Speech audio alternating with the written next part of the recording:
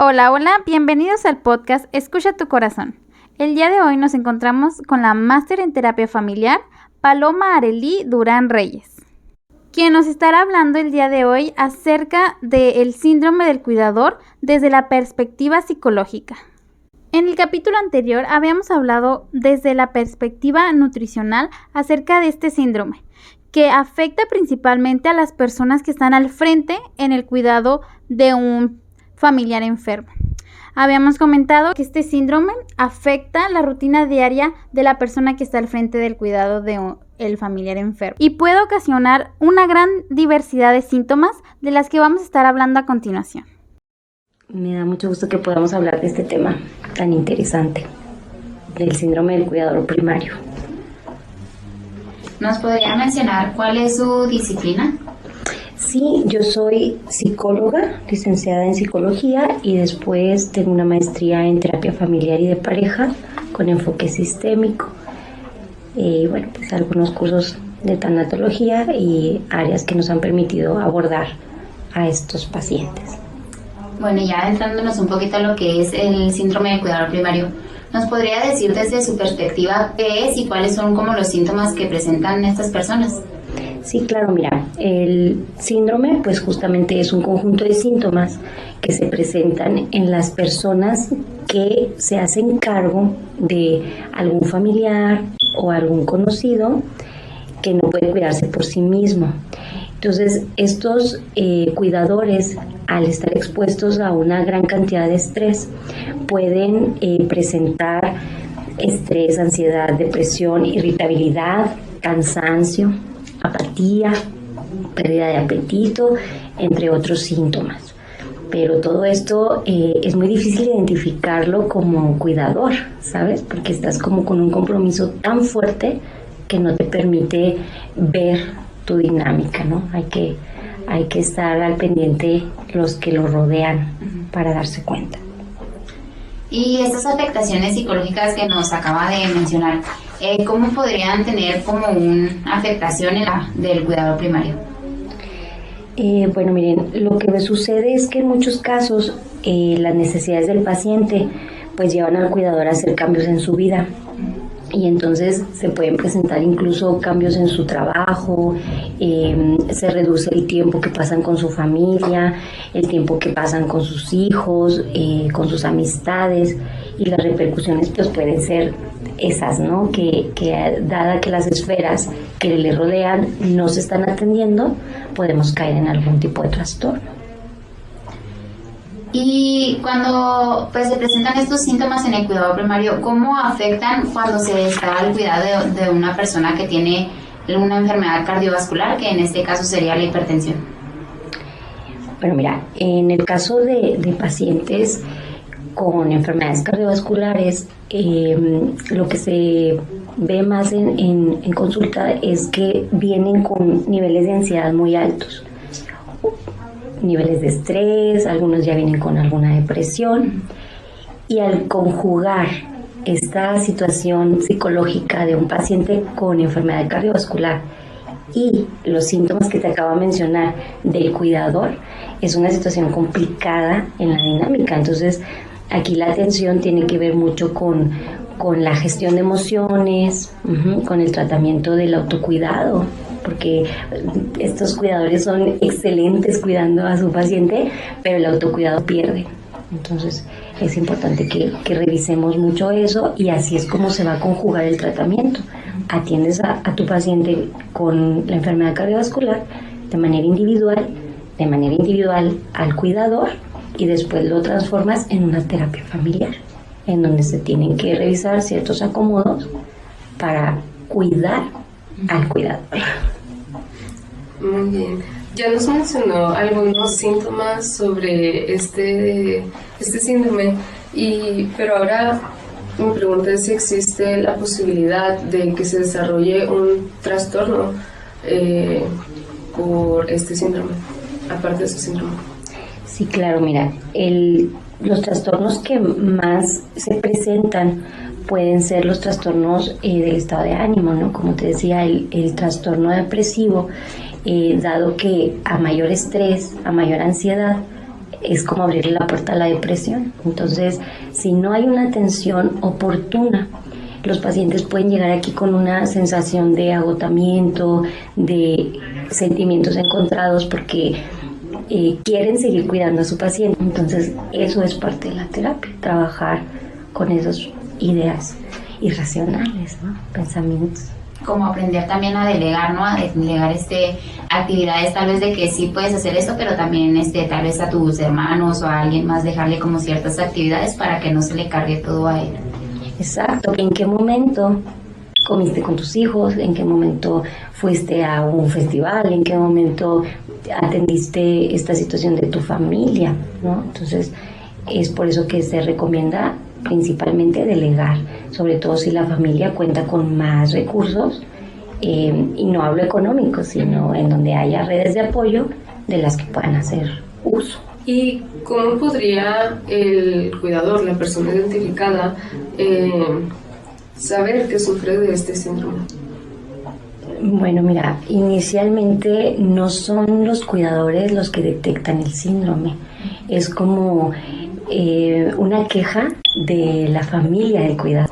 ¿Cómo lo pueden identificar algunas veces? Pues, bueno, en una alteración del sueño, alteración en los hábitos alimenticios, puede haber una desnutrición, puede haber un sobrepeso en estos cuidadores, puede haber consumo de sustancias nocivas, de pronto no fumaba o ya había dejado de fumar por muchos años y se empieza a dar cuenta que regresó al consumo, ¿no? O bebidas alcohólicas. Hay muchas formas de gestionar los síntomas que no les permiten identificarlos. Una vez identificados, es importante acudir a un especialista. Ahora, estas preguntas son un poco más dirigidas hacia el paciente. Y en su disciplina, ¿cómo se trabaja con un paciente con enfermedades cardiovasculares? Muy buena pregunta, Michelle. Fíjate que es como principalmente revisar en el paciente qué sintomatología presenta, ¿no? Psicológicamente puede venir presentando ansiedad, puede presentar depresión o incluso en muchos de los casos que vienen como recién diagnosticados, es importante revisar el duelo ante la enfermedad, ¿no? Cómo me estoy ahora enfrentando a mi condición física, que no es la misma que yo tuve hace algunos años y ahora me tengo que adecuar a comer diferente, hacer actividad física si no la hacía, privarme de algunas cosas. Y entonces, ¿qué debemos revisar? Pues principalmente cuál sería la situación y se puede abordar desde diferentes enfoques, ¿no? Podemos trabajar con cognitivo-conductual, podemos trabajar desde la logoterapia, ¿no? Esta resignificación de la enfermedad, que para muchos estar enfermo significa me voy a morir, y no necesariamente. A lo mejor es solamente una señal de alarma de que te diga, ¿sabes qué? Para y empieza a cuidarte, ¿no? Entonces hay que buscar en qué condición viene el paciente. Pero esas son básicamente las que he tenido la oportunidad de trabajar. Y en su experiencia, ¿qué repercusiones psicológicas ha visto en pacientes con enfermedades cardiovasculares? Pues como te decía, es el estrés y la ansiedad, son los comunes denominadores, son factores comunes, ya que justamente eso es una gran causa, ¿no? de llegar a esta enfermedad, y es una forma de vida. Entonces hay que empezar a buscar nuevos estilos de vida. Y la causa también se vuelve el efecto en estos casos. Entonces, estabas estresado, te enfermaste y ahora estás estresado porque te enfermaste. Yo le quería preguntar, ¿cuál sería la importancia de que ambos, el cuidador primario y el paciente que sufre de esta enfermedad, lo tendríamos que separar? Principalmente el paciente ya con la enfermedad cardiovascular tendría que reconocer su enfermedad, como les decía, en qué momento se encuentra de esa parte del duelo de reconocer la enfermedad. Luego tendríamos que ver hasta dónde es su autonomía y revisar hasta qué punto reconoce su autonomía el paciente y qué tanto está dejando la responsabilidad a otra persona de algunas tareas que en muchas ocasiones todavía puede realizar. Está otro caso como muy polarizado, personas autosuficientes que no permiten que les den el medicamento, que no quieren que los lleven, que no quieren dejar de hacer ciertas actividades que probablemente ya no, o sea, que incluso les indican que ya no las hagan. Entonces tendríamos que revisar en qué situación se encuentra esto. Pues es una generalidad, ¿no? Pero eso sería un ejemplo. Bien, enfocándonos un poco más al trabajo multidisciplinario, ¿cuál considera usted que sería la importancia de trabajar con la medicina y la nutrición para obtener un tratamiento más completo? Bueno, mira, yo creo que la importancia la enfocaría yo en encontrar la salud. Como todos sabemos, la salud es un completo estado de bienestar físico, mental y social. Entonces, cada área aborda su tema, y si nosotros solamente nos enfocamos en un área, pues vamos a estar deficientes en las demás. El manejo del estrés, una técnica de relajación. Hay una técnica, lleva su tiempo, pero es muy efectiva. Tienes que pensar en un objeto que se pueda escuchar. Tienes que pensar en algo que se pueda escuchar. Son 5 cosas. Entonces, piensas en algo que se pueda escuchar y lo empiezas a describir. Entonces empiezas a pensar, pues la tele, no la pantalla. Entonces ya puedes decir, pues la pantalla es rectangular, es grande, es pequeña, negra, todo con los ojos cerrados. Luego es un objeto que se pueda ver, uno que se pueda oler, uno que tenga sabor y uno que se pueda sentir. Por ejemplo, yo puedo decir, pues el mar, ¿no? Ay, huele así, como saladito, como húmedo, como... No, mira, yo pienso que la mayor recomendación es la prevención. Desde que tú recibes el diagnóstico de una persona que padece alguna enfermedad crónico-degenerativa o que requiere de un cuidador, la prevención es la que te va a ayudar a mantener la salud mental. ¿Cómo lo vas a prevenir? Hablando, ¿sí? Viendo quiénes son las personas con las que cuentas. Hay familias muy organizadas que te dicen, yo no puedo acudir a cuidarlo, pero puedo pagar mi día y que alguien lo haga. Entonces, esas son como las formas en las que las familias empiezan a resolver. Nada más acuérdense que hay un sistema de creencias, que hay quien, no, si tú no lo cuidas, no lo estás cuidando, no puedes pagar, tienes que cuidar. Entonces, ahí es donde vienen las complicaciones. Si tú desde un inicio acudes con un especialista, creo que toda esta organización se puede dar de una forma más asertiva. Y ahí es donde tú empiezas a prevenir un sobrecargo en un solo integrante de la familia. Y ahí es donde el síndrome del cuidador lo vas a ver como una posibilidad y no como un problema. El cuidador, ¿qué sucede con su vida cuando ya no hay a quien cuidar? No saben qué hacer, ¿Qué porque sigue? toda su vida fue cuidar. Bueno, a lo mejor en los últimos meses, años fue cuidar al paciente. Y si tú abandonas todo por cuidar a alguien que ya no está, ¿cómo retomas tu vida? Entonces, es un tema bien interesante, de verdad, bien complejo, y es muy común, es más común, pero no lo tenemos tan visibilizado. O sea, como los que no ayudan, pues obviamente lo niegan, ¿no? Y los que ayudan de más, fallece el paciente y queda todo este resentimiento, es que ustedes nunca lo ayudaron. O sea, la dinámica familiar también se altera. Y eso, o sea, también se ve como obligación que sí, o sea, tienes que cuidar pues tu familia, pero no se les ve esa importancia de su salud mental. Exactamente. Porque no, o sea, pues es que es tu obligación, y como es algo que siempre pasa, no lo vemos 2 veces, o sea, eso es como que... No, y sabes que también que aparte si te pagan por cuidarlo, o sea, si todos se pusieron de acuerdo y dijeron, nosotros no podemos, pero tú sí puedes, te vamos a pagar, no puedes quejarte. O sea, ¿cómo si te estamos pagando para que lo cuides? O sea, y no hay días festivos y no hay días donde tú puedas descansar. Cuando hay una boda, toda la familia está en el evento y el cuidador está solo en la casa con el paciente. Así es. Y eso no lo ven.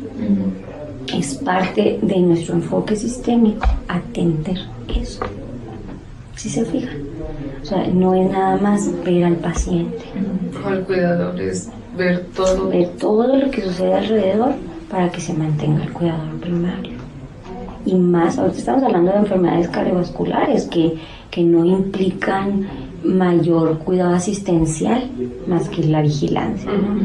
Pero hay enfermos con demencias, por ejemplo, pacientes con demencias y que ya requieren un cuidado pues prácticamente al 100. Entonces vuelves a tener a un bebé en la casa, pero con la edad de un adulto, y tú a un bebé lo cuidas, lo proteges, pero al adulto hay que hacer ahí una transformación cognitiva.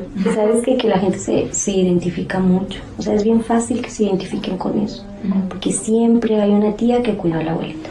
Literal es lo que estoy pensando, digo, esto se lo voy a mandar a mi tía para que lo vea.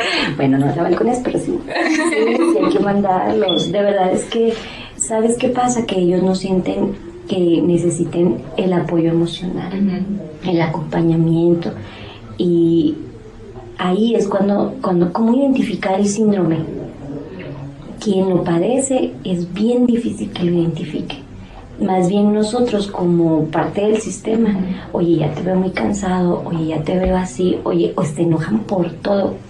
Y yo, claro que te vas a enojar por todo, después de los niveles de estrés a los que te sometes. Al rato el cardiovascular es el que te está cuidando. O sea, es la tendencia lógica, ¿no? Al contrario, gracias a ustedes, un gusto platicar y abordar este tema. Ojalá que les sea de utilidad a muchas personas. Sí, así es. Esperamos que este episodio del podcast les haya sido de mucha, no sé, ayuda, ya que siento que abarcamos mucha información que la verdad es muy interesante, y aunque pueda llegar a parecer obvia en ciertas ocasiones, en realidad no lo pensamos mucho. Entonces hay que darnos ese pequeño momento para pensar y analizarnos cómo nos sentimos en realidad, qué tan cansado estoy, por qué me estoy enojando tanto. Hay que estar atentos, porque recuerden que nosotros somos las únicas personas que van a estar ahí hasta el final. Fue un gusto para nosotros tenerlas de invitada en este podcast.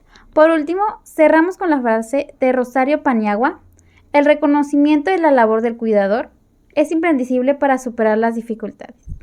Sin más que decir, los esperamos en el siguiente capítulo de este podcast Escucha tu corazón, donde tendremos de invitado a un cardiólogo que nos hablará acerca de la perspectiva médica acerca de este síndrome del cuidador.